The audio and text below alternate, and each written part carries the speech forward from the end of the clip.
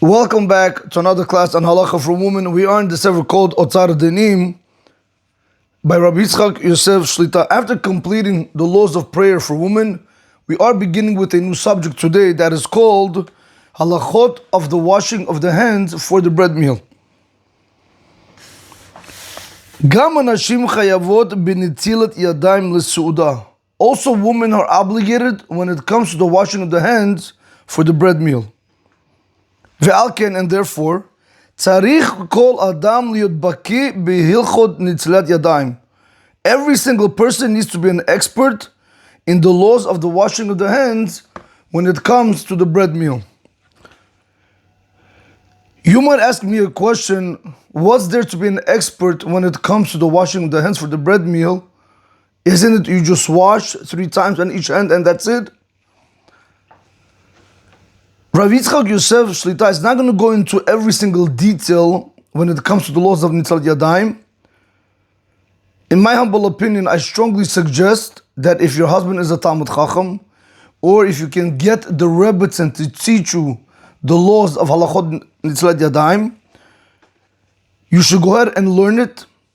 There's a lot of information that there is to know when it comes to the washing of the hands for Nitzilat Yadayim.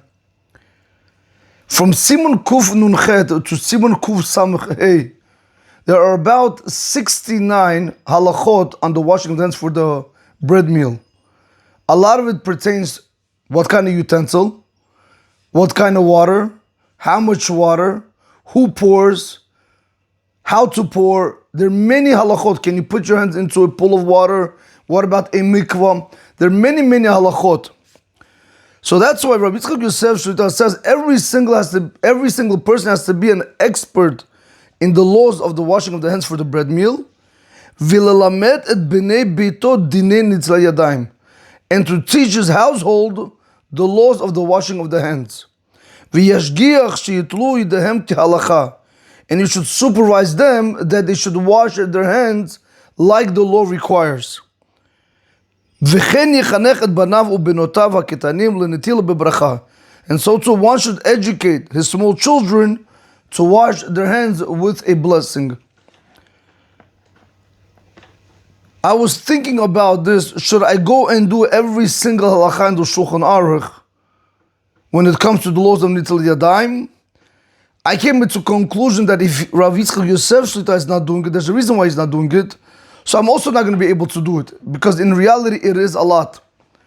It's not only 69 halachot, I'll put it to you like this.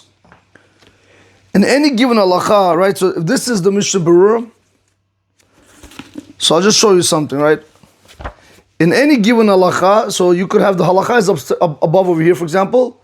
This is where the halacha, the Shulchan Aruch and the Ramah. And over here you have the Mishnah Berurah that explains the halacha. Then you have the Biur Halacha. Then you have the Shar Tzion. Then you have our posek, Rav Chacham Ovadia, Rav David Yosef, Rav Yitzchak Yosef, that Rabbi Daham brings them down. The Kav Chaim, the Ben Ish Chai, Rav Ben Yoba Shaul. So you can imagine, just to go ahead and do one halacha, how much information needs to be put inside. Again, if you guys want to get a better understanding, we do a shiur, which is called Dalad Amot Shel Halacha. Just try to go ahead and listen to one shiur. I think we did like one siman. I don't know, maybe like one siman. I'm not talking about like 10 chapters. I'm talking about one chapter. There were 10 halachot. I think it was about 40 parts, if not more. So it is a lot of work that is put into every single halacha, because you have to know the halacha, you have to know the intricacies of every single halacha. That's why, in my humble opinion, I don't know if it's good to go ahead and bring down every single halacha for women. Women don't have that much time to sit and listen to all the details. So therefore, I'm going to stick to what Rav Yitzchak Yosef Shlita brings down. But what I did decide to do, I'm going to try to go ahead and, in my humble opinion, give you to the best of my ability the things you do have to know to avoid many complications in halacha when it comes to the washing of the hands for the bread meal. Okay. Number 1, minimum you must have inside the utensil 3 ounces. Minimum 3 ounces inside the utensil.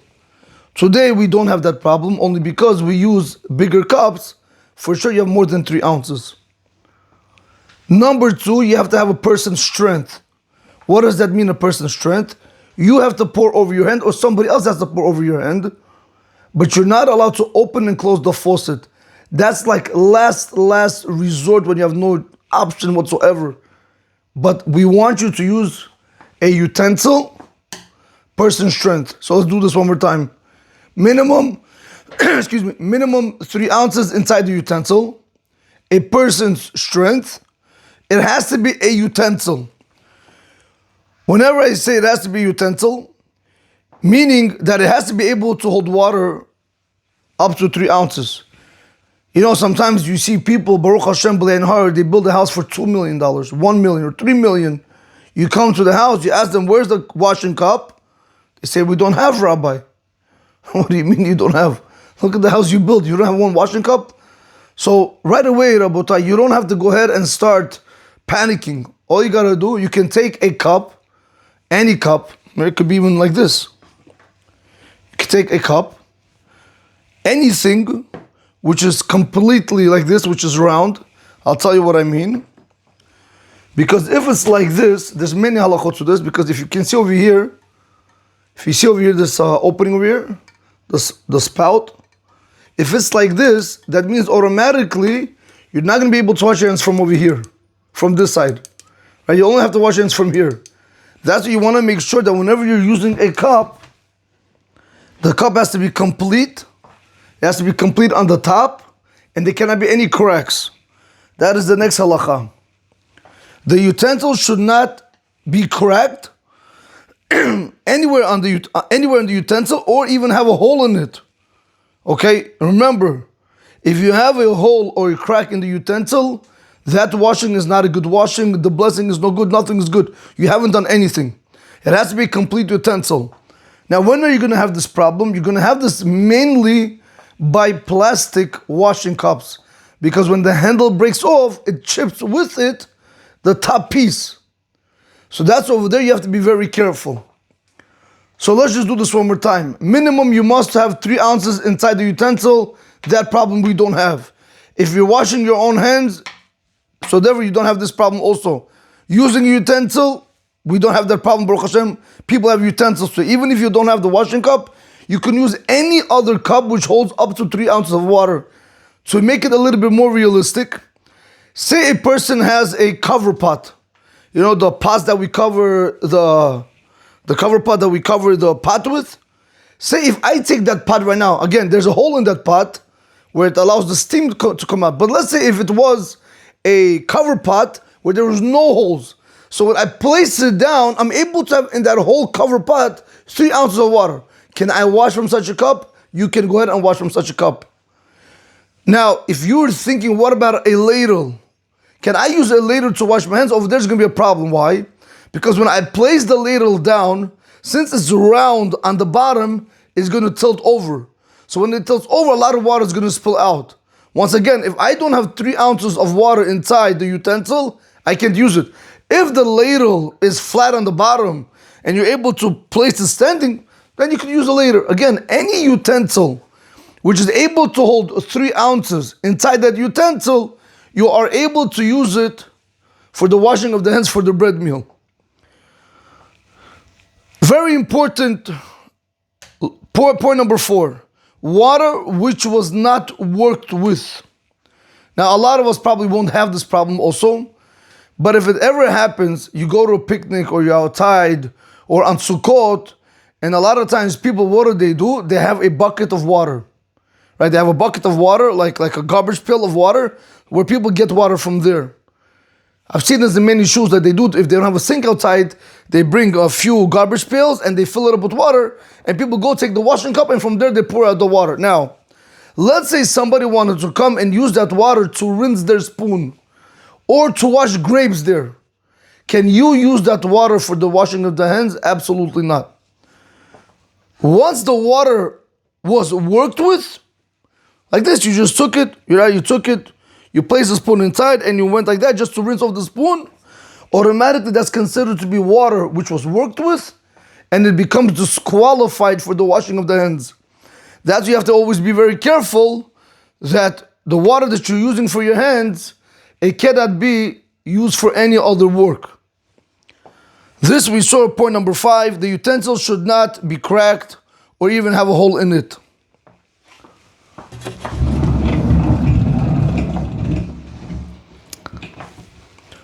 Moving to the next side. Halachically speaking, up to where are you allowed to wash your hands? According to the letter of the law. So if you ever pay close attention that on Tisha B'Av, on the 9th of Av, and on Yom Kippur, up to where do you wash your hands in the morning? Up to the knuckles. Why up to the knuckles? Because that's what the halacha requires you to do so. That's what we allow you to do it up to the knuckles. So the first point over here is going to be like this. Washing up to the knuckles is fine. That is the halacha. You're not really required to wash until the end of the wrist. However, the Shulchan Aruch does bring down, still, it is better to do so up to the wrist. So if you're going to ask me now, Rabbi, so what do we do? Do we do it up to the knuckle or do we do it up to the wrist? Since there's an opinion that says up to the wrist, if you have enough water, you do it up to the wrist. So that's going to be the halakha. The best way is to do it up to the wrist. Point number 2. A lot of people don't know this halakha. Washing each hand one time is good, but better 3 times each hand. What does that mean? A lot of us think that whenever it comes to the washing of the hands for the bread meal, that we have to go ahead, take a cup, right? We have to take the cup and pour 1, 2, 3. 1, 2, 3. That's the way people believe or understand. That's how the halakha requires you to do so.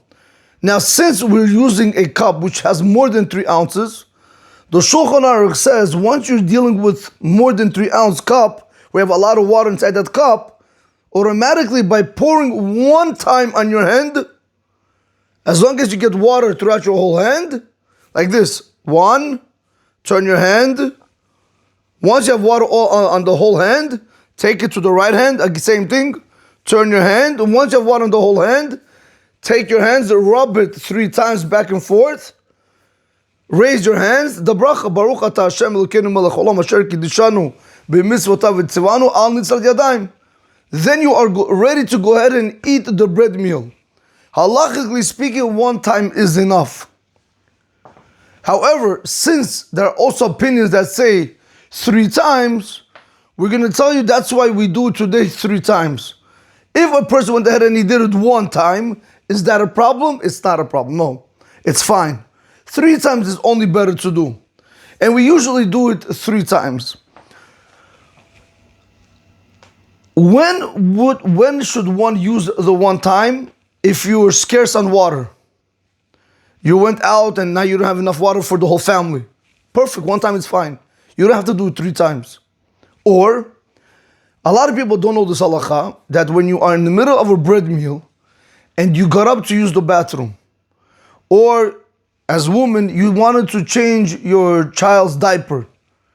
Now, since you are still in the bread meal, you're not allowed to continue eating the bread meal or even drinking for that fact, unless you wash your hands for the bread meal, meaning with a utensil, without a bracha. It's a machlok. Shulchan Aruch says with a bracha. We tell you without a bracha. I'm not going to get into those laws right now. But let's say a person went to the restroom or changed the kid's diaper, or the child asked, Abba, please put on the shoes for me. Or Ima, please put on the shoes for me. You put it on. Now you can't continue eating. You got to get up. You got to take a cup. And you got to wash your hands just like you would do for bread. Now over here, I would use this halakha. I would wash my hands 1 time. I'm not going to wash my hands 3 times.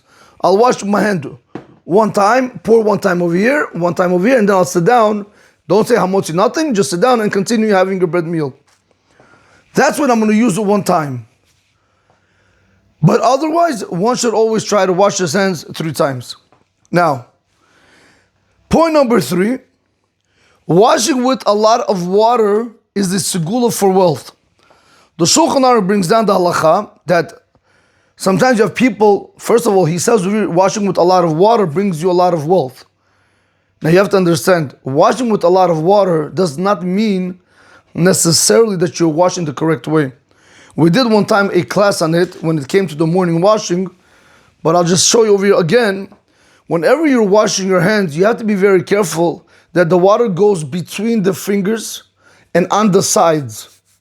Now, why is that important? Because remember, our hands, before we come and eat the bread meal, our hands are considered to be in the second level of impurity. So if our hands are second level of impurity, so let's say I poured the water, but I didn't get the water over here, still dry over here. What's going to end up happening? So I'm thinking I wash my hands. So now when I rub my hand against this hand, the tuma level transfers to the water. The water becomes first level impurity. Then it again goes and it makes my hands back to second level impurity. What happens now is as if I didn't wash my hands. That's a problem. And the blessing might be even a blessing in vain. That's why a person might wash with a lot of water. That's not a problem, washing with a lot of water. But are you washing correctly? That's why it is very important whenever you're washing, you should keep your hands open. Right? So one of my kids, they saw my video when I did it, so they said, 1 second, Abba, but when you go like this, you have crevices over it that you close, water can go through it. So no, I'm not telling you to close like that. I'm telling you have to keep your hand like this, right, like that. And then as you're washing, you're turning. Start washing from your wrist down. So when you're washing, you're turning and making sure that this place over here is wet and between the fingers is wet. So number one, that's what you have to pay close attention to. Then you could go ahead and start using a lot of water. Then we're going to tell you segula for wealth. Because a lot of times a person, if you ever see how do they do it, they hold their hands like this. They go 1, 2, 3. Good, so the water's going 1, 2, 3. So all the water went just down, slid down. Who says the water went between the fingers or over here? One time you guys should try it. You'll be surprised how many of us don't wash our hands correctly. That's why Rav Yitzchak Yosef Shlomo says you have to be an expert in these laws. There are many, many more laws to this. That's why he says every single person has to overwatch the family members, the wife, the children, to make sure that they wash their hands correctly. Because it's not so simple. I've seen it in my own household where my kids don't wash properly, or sometimes if I have guests that they don't wash properly, you have to tell them, listen, you didn't wash, you can't even say bracha on that. That's why one has to be careful. But once you're doing it the right way, you want to try to use a lot of water because it's a segula for wealth. It's a segula for a lot of money. Now, the Mishnah Berurah does bring down that if a person washes his hands with a lot of water and he still doesn't see money coming in, he says in the Mishnah Berurah, you should know it is only because your sins are holding back the blessings to come to you. Okay, so that you should know. Now, last but not least, point number 4, don't dry until the bracha is said. I've seen it many times in shul, especially in Sudah Shalishit. People wash their hands. They start taking the paper towels, right? They start taking the paper towel. They start taking and they go like this. Baruch atah Hashem Elokeinu melech haolam asher kiddushanu b'mitzvot v'tzivanu al nitzad yadayim. Now, drying your hands while you're saying the bracha, you shouldn't do. You should first go ahead, like we explained, whether you can do it 1 time or 3 times. Once you did it, you rub your hands 3 times, you raise your hands, and you say the bracha of Baruch atah Hashem Elokeinu melech haolam asher kiddushanu b'mitzvot v'tzivanu al nitzad yadayim. Then you go ahead and dry your hands. Now there's a very big problem. If you went ahead and you dried your hands before you said the blessing, there's an argument. According to the Ashkenazim, they could go ahead and say the bracha. According to the Sephardim, we cannot go ahead and say the bracha. So that is a very big problem. There's many things that you can go ahead and do after that. Some rabbis say, go to the bathroom, take care of your needs, come back out. Again, now you're required to wash your hands. Go wash your hands. And now, be careful this time to say the blessing before the drying of your hands. Some say you should itch your head underneath the kippah or touch a close part of your body, where it's going to require you to go ahead and rewash your hands again. Some argue on that. That's why initially one has to be very careful. When you wash your hands, say the bracha. Again, all this what I'm saying is only specifically for the bread meal. Wash your hands, say the bracha, and then go ahead and dry your hands. Now, what happens if a person began drying his hands, and then he remembered, oh, I still didn't say the bracha. So the Lord is going to say it over there like this. Okay, let me put it to you like this. I'm just trying to see something. All right, let me just try to explain it outside. If you still have moistness on your hand, that if I take my finger and I place the moistness over here and then bring it on my face or any other part of the body, let's say from my finger to, let's say, my hand, if the moistness, the water is enough to make another part of my hand wet, that is still considered to be that your hands are wet, and you are allowed to go ahead and say the bracha. So even if you dried 90% of your hands, but 10% of your hands are still wet, you are allowed to go ahead and say the blessing of Al Nitlat Yadayim. When are we going to tell you you're not allowed to say the blessing of Al Nitlat Yadayim? That is specifically when your hands are completely dry. Alright, so we're going to conclude with this, Bezrat Hashem B'li Neder, and we will continue in the following class with other halachot. But let me just do a small review without elaborating on each point. Point number 1, minimum 3 ounces inside the utensil. You need a person's strength, you must have a utensil. Water, you must use water which was not worked with. The utensil should not be cracked or have a hole in it. From here, point number 1, washing up to the knuckles is fine, still better to do up to the wrist. Number 2, washing each hand 1 time is good, but better 3 times each hand. Point number 3, washing with a lot of water, segula for wealth. Point number 4, don't dry until the bracha is said. Okay, Rabotai, have a great day. Baruch Adonai L'Olam. Amen ve'amen.